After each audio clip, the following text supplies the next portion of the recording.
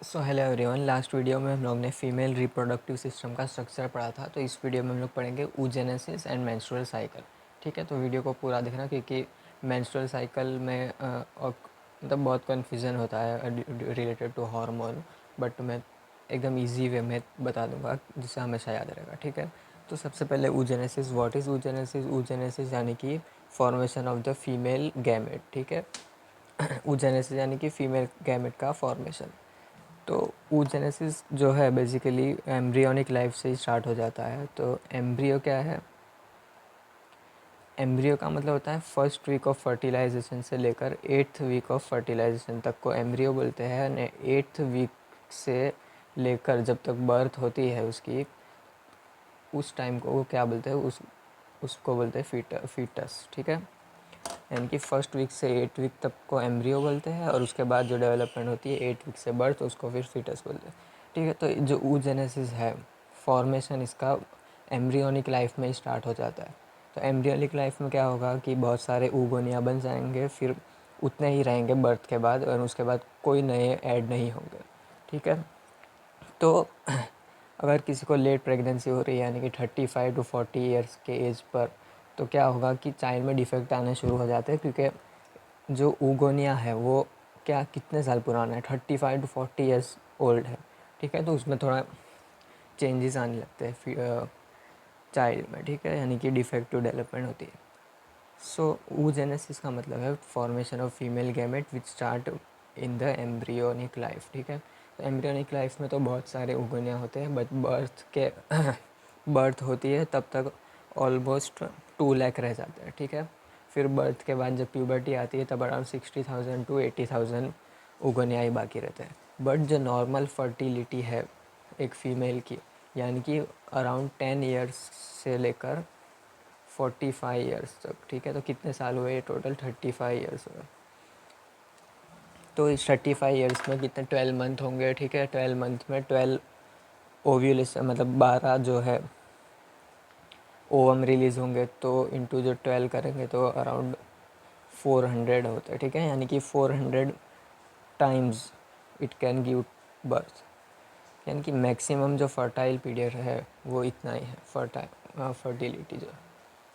ठीक है, तो एम्ब्रियोनिक लाइफ में ही क्या होता है, जब जो ओगोनिया था वो क्या है, उसके सराउंडिंग में सेल डेवलप करता है जिसको ग्रैन्युलोसा सेल बोलते हैं।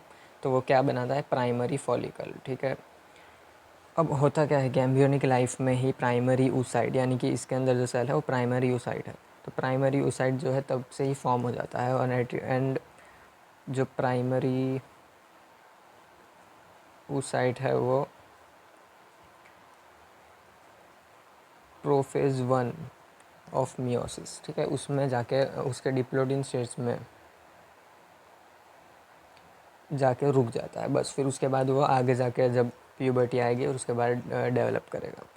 ठीक है, तो प्राइमरी oocyte जो है it is arrested in the prophase diplotene stage of prophase 1। So यहाँ पर ये ओवरी है, दिस इज़ द ओवरी, और ये इसका स्ट्रक्चर है। तो ओवरी के अंदर इनर मेड्यूला है and outer the cortex, outer layer जो है that is the cortex. And यहाँ से जो blood vessel and when enter करती है। ठीक है, artery and when. So primary मतलब यहाँ पर क्या होगा, जब oogenesis स्टार्ट होगी यहाँ पर, तो सबसे पहले यहाँ पर क्या थे, बहुत सारे सेल्स थे। कौन से सेल थे? ऊगोनिया थे। वो सारे, उसमें से ऑलमोस्ट 10 to 15 डिवीज़न स्टार्ट करते हैं, बट जो मैच्योर ग्राफियन फॉलिकल बनता है उसमें अराउंड ओनली 1, सिर्फ एक ही वहाँ तक पहुँच पाता है। ठीक है, तो 10 से 12 स्टार्ट करते हैं, फिर वो बनाएंगे। सबसे पहले उसके ऊपर गैनुलोसा सेल सराउंड होंगे तो बनेगा प्राइमरी फॉलिकल, फिर बनेगा सेकेंडरी फॉलिकल। ठीक है, इसके ऊपर थोड़े ज़्यादा ग्रेनुलोसा सेल्स अराउंड हो जाएंगे, फिर बनेगा थीका टर्शरी फॉलिकल। ठीक है, टर्शरी फॉलिकल की कैरेक्टरिस्टिक क्या है, यहाँ पर थीका जो लेयर है उसका डेवलपमेंट स्टार्ट होता है, एंड एंट्रम, यानी कि ये जो फ्लूइड फील्ड कैविटी प्रोड्यूस हुई है उसको क्या बोलते हैं? एंट्रम। तो that also develop in the tertiary follicle. फिर बनता है मैच्योर ग्राफियन फॉलिकल। तो उसके अंदर क्या होगा, ये जो लेयर है वो थीका की लेयर 2 में डिफ्रेंशिएट करेगी, theca interna and theca externa, and it will be a mature Graafian follicle. तो यहाँ पर एक पॉइंट है जो बहुत ही इम्पोर्टेंट है कि जो थीका इंटरना है वो क्या करती है, दैट प्रोड्यूसेस ईस्ट्रोजन। ठीक है, ये बहुत ही इम्पोर्टेंट पॉइंट है कि थीका, यानी कि जब ये फॉलिकल का डेवलपमेंट हो रहा है तब क्या है, ईस्ट्रोजन का लेवल थोड़ा हाई रहेगा। जब इनिशियल फॉलिकल थे तब नहीं होगा, बट जब गैफियन फॉलिकल बनेगा तब क्या है, ईस्ट्रोजन का जो ग्राफ है थोड़ा ऊंचा हो जाएगा, क्योंकि थीका इंटरना जो है वो ईस्ट्रोजन सेक्रेट करती है। ठीक है, फिर क्या होगा, एक ग्रेफियन मैच्योर ग्रेफियन फॉलिकल बन गया। इसमें लेयर्स का ध्यान रखना। अब जब मैच्योर ग्रेफियन फॉलिकल बनता है तो अंदर और एक लेयर बन जाती है, that is the zona pellucida. ठीक है,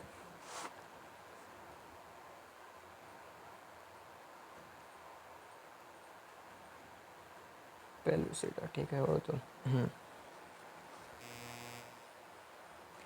सो फिर क्या होगा, यहाँ पर कुछ रिएक्शन होती है जिससे जोना पेलुसिडा की मतलब ये जो आउटर लेयर है यहाँ पे फॉलिकल की वो टूटेगी, एंड यहाँ पर जो है ओवम रिलीज होगा। ठीक है, तो अब ये ओवम के अंदर क्या है, ओवम ग्रेफियन फॉलिकल की कैरेक्टरिस्टिक ये है, इसके अंदर क्या होता है, सेकेंडरी oocyte होगा। ठीक है, यानी कि अगर हम लोग ओवरी की डेवलपमेंट मतलब यहाँ पर देखें, सबसे पहले क्या था, ऊगोनिया। ऊगोनिया डिवाइड करेगा, क्या फॉर्म करेगा, primary oocyte।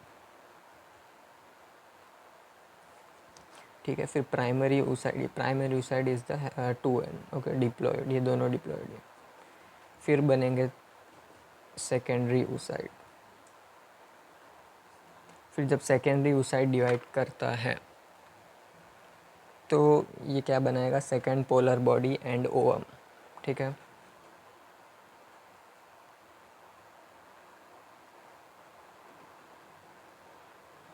First polar body तो यहाँ पर ही बनेगी जब प्राइमरी oocyte दो में डिवाइड करेगा, this is the first polar body, and यहाँ पर जो है जब सेकेंडरी oocyte डिवाइड करेगा तो सेकेंड पोलर बॉडी।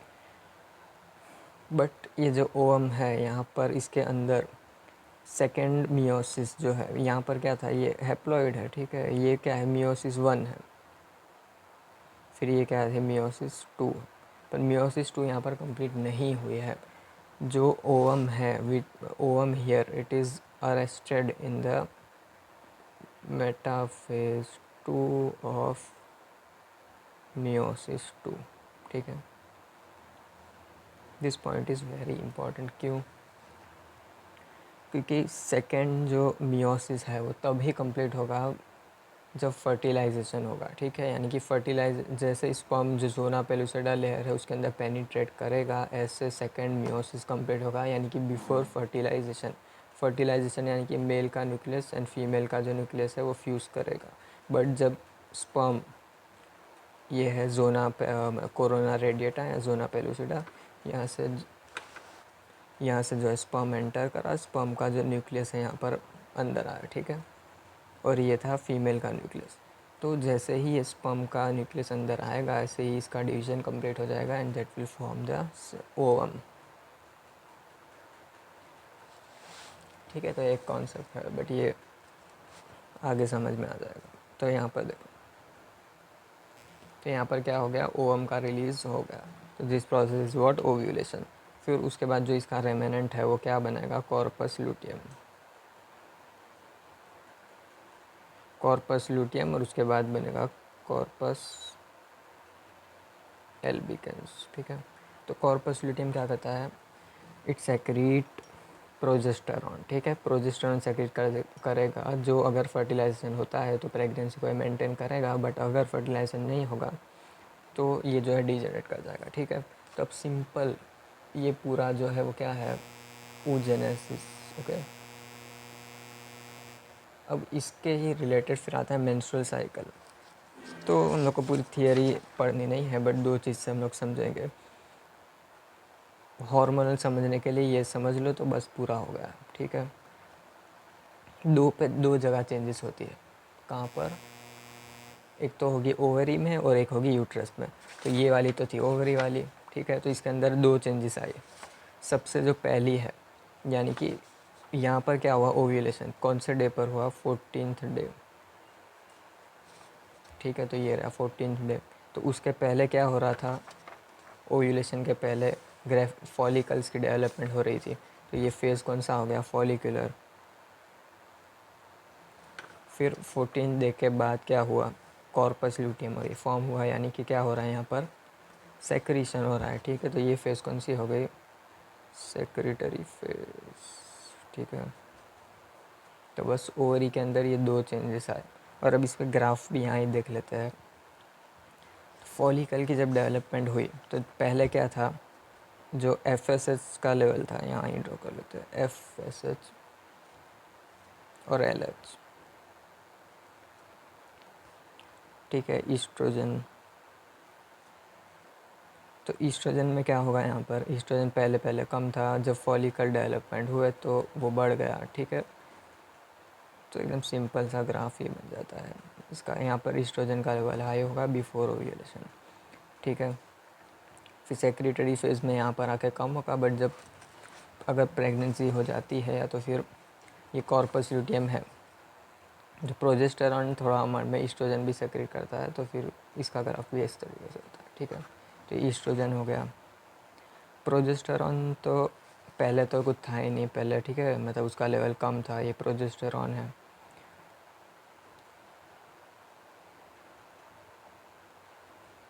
ठीक है, तो पहले तो कम ही होगा, बट जब सेक्रेटरी फेज़ आएगा तो ये इसका लेवल कुछ बढ़ जाता है। ठीक है, सो ये हुए प्रोजेस्टेरॉन ईस्ट्रोजन का। ठीक है, मतलब अभी अच्छे से मैं बताऊंगा, बट ये रफ ग्राफ है। ठीक है, फिर दूसरी चेंज आती है, तो अब देखते हैं यूट्रस के अंदर चेंज क्या होगा। यूट्रस के अंदर भी 1st to 14 डे, 14 डे पे ओव्यूलेशन एंड 28 डे की साइकिल पूरी। ठीक है, तो पहले जो 5 दिन है वहाँ पर क्या होगा, मेंसेस होगी। मेंसेस यानी कि जो एंडोमेट्रियम की लाइनिंग है, जो कि वेरियस स्पायरल एंड, ठीक है, बेजल आर्टरी से बनी हुई होती है, वो शेड होगी, तो ब्लीडिंग होगा अराउंड 50 to 100 ml। फिर उसके बाद का जो फेज़ आएगा 5 टू ओव्यूलेशन तक, उसको क्या बोलेंगे, प्रोलिफरेटिव, यानी कि वहाँ पर क्या होगा, ठीक है, ये मतलब उससे वो कंपेयर नहीं करना। ये जो है एंडोमेट्रियम की लाइनिंग जो है वो क्या करेगी, प्रोलिफरेट करेगी, तो this is the proliferative phase. फिर उसके बाद क्या होगा, लूटियल फेज़ आएगा। लूटियल यानी कि वही सेक्रेटरी फेज़। ठीक है, and then the cycle complete, फिर वापस अगेन वही इवेंट होगा। ठीक है,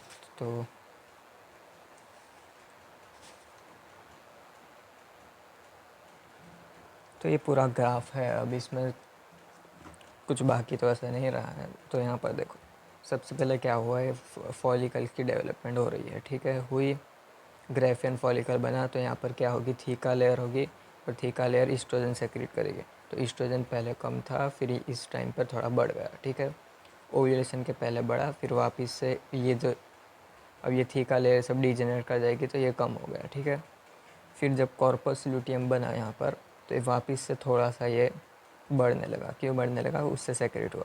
फिर प्रोजेस्टेरॉन का लेवल तो मतलब कम ही रहता है, but after the corpus luteum की फॉर्मेशन इसका लेयर भी इसकी जो लेवल है वो भी क्या होगा, बढ़ जाएगा। फिर FSN LH, तो इसमें क्या होगा, follicle stimulating hormone and LH luteinizing hormone.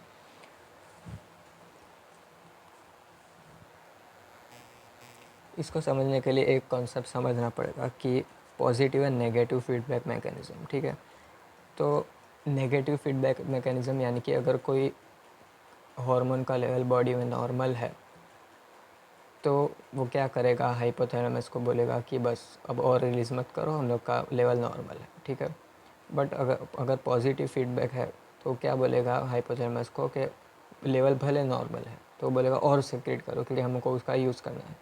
तो that is the positive feedback mechanism.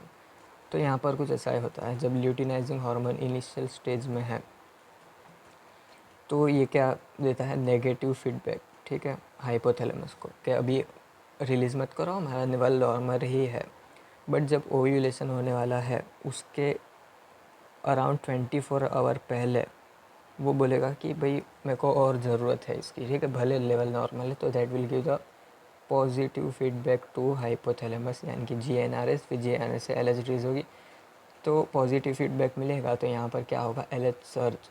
This is very important, because LH surge जब होगा तो उसके 8 to 12 आवर के बाद ओव्यूलेशन होगा, ठीक है। और 24 आवर पहले तो उसने सिग्नल दी कि इसका लेवल बढ़ा हो, ठीक है। फिर जब बढ़ गया, एलएच सर्ज हुआ, तो उसके 8 to 10 आवर के बाद ओव्यूलेशन हो ही जाएगा, ठीक है। तो जिस कॉन्सेप्ट इज इम्पॉर्टेंट, फिर उसके बाद जो है इसका लेवल कम होता जाएगा। सिमिलरली एफएसएच, वो भी during the time of before ovulation it level will be increase, ठीक है। तो मेंस्ट्रुअल साइकिल में क्या होगा, सबसे पहला पॉइंट तो ये है कि कब स्टार्ट होगी, तो एट प्यूबर्टी। फिर ख़त्म जब स्टार्ट होगी तो उसको मिनार्की बोलेंगे, and then when it end around 50 age, तो उसको क्या बोलते हैं, मेनोपॉज, ठीक है। अब जो फीमेल है उसमें ये जो 14 डे का पीरियड है, यानी कि ओव्यूलेशन से लेकर 20 जब साइकिल एंड करती है वो फिक्स ही होता है, ठीक है। यानी कि लास्ट डे, मतलब जितनी डे की साइकिल है, अगर कोई साइकिल है 30 डे की, तो उसमें से 14 को माइनस करेंगे तो कितना आ जाएगा, 16 डे। यानी कि ओव्यूलेशन का डे काउंट करना हो तो जितनी डे की साइकिल है उसमें से 14 को माइनस कर देगा। यानी कि अगर 28 डे की साइकिल है तो 28 माइनस 14, तो 14 डे पर ओव्यूलेशन होगा। तो इससे ओव्यूलेशन का पता चल जाता है, which is important because to know when the ovulation, when is the fertile period, ठीक है। फिर इसके बाद एक क्वेश्चन है कि मेंस्ट्रुअल साइकिल क्या है। तो मेंस्ट्रुअल साइकिल, इससे चार, अगर दो ऑप्शन है कि it is a cyclical changes taking place in the ovary, it is cyclical changes taking place in the uterus, ठीक है। तो आंसर क्या आएगा, it is the cyclical changes that takes place in the ovary, ठीक है। ये NCERT में भी दिया ही है कि ओवरी में, यूट्रस में भी तो चेंजेस होते ही है, बट ओवरी के अंदर ही जो मेन चेंजेस है जिसकी वजह से हार्मोन रिलीज होते हैं, जो कि यूट्रस के अंदर ये सारे चेंजेस करवाते हैं, ठीक है। यानी एनसीईआरटी में एक लाइन दी थी कि जो changes in the ovary and the uterus are induced by the changes in the oh pituitary and the ovarian, ठीक है, एंड द ओवेरियन हार्मोन। तो एक मिनट, एनसीईआरटी ये रही वो लाइन, ठीक है, पूरी पढ़ने की जरूरत नहीं। ओवरी के अंदर जो चेंजेस है that is due to pituitary, ठीक है। यानी वही पिट्यूटरी के अंदर जीएनआरएच, और वहाँ से जो है क्या होगा, इसके अंदर चेंजेस आएंगे। फिर यूट्रस के अंदर ड्यू टू ओवेरियन हार्मोन, यानी कि ओवरी के अंदर जो चेंजेस हुए उसकी वजह से यूट्रस में चेंज होंगे। यानी कि ओवरी मतलब मेंस्ट्रुअल साइकिल है changes taking place in the ovary, यानी कि cyclical changes in the ovary, ठीक है। तो एक बार पूरा देख लेते हैं, एक बार रिवाइज कर लेते हैं। oogenesis यानी कि फॉर्मेशन ऑफ फीमेल गैमेट, जो एम्ब्रियो में ही डेवलपमेंट स्टार्ट हो जाता है, और अराउंड बर्थ के टाइम पे 2 लाख होते हैं, एंड आफ्टर प्यूबर्टी जो है 60 to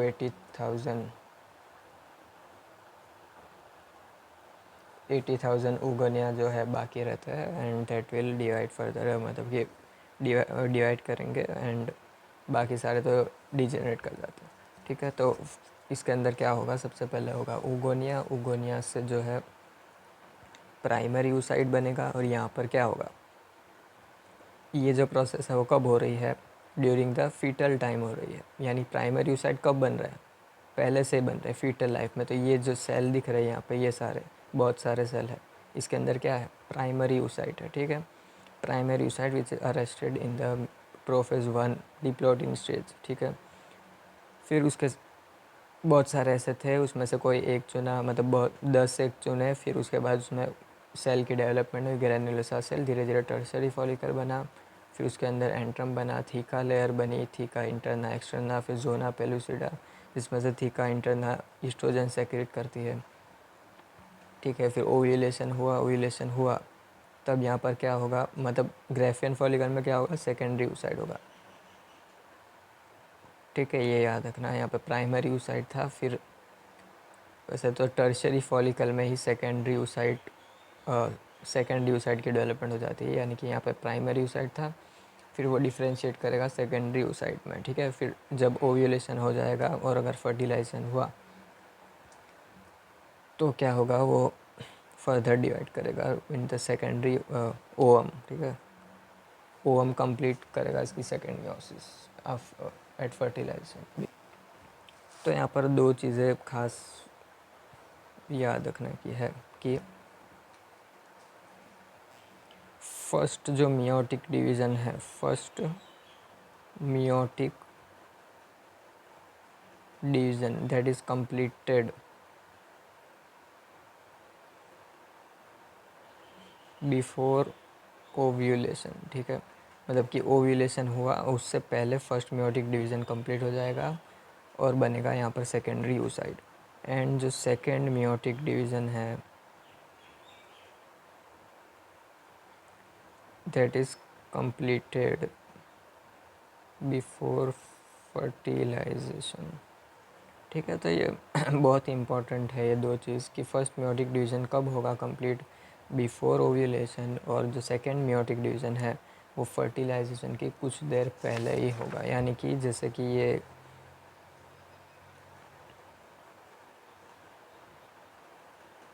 ठीक है, ये ओवम है जो कि कहाँ है, एम्पिलरी स्टमिक जंक्शन पर आकर खड़ा है। यहाँ पर अंदर क्या है, ओवम है, ठीक है। ओवम जो है वो किस में, मेटाफेज 2 ऑफ मियोसिस 2 में अटका हुआ है, ठीक है।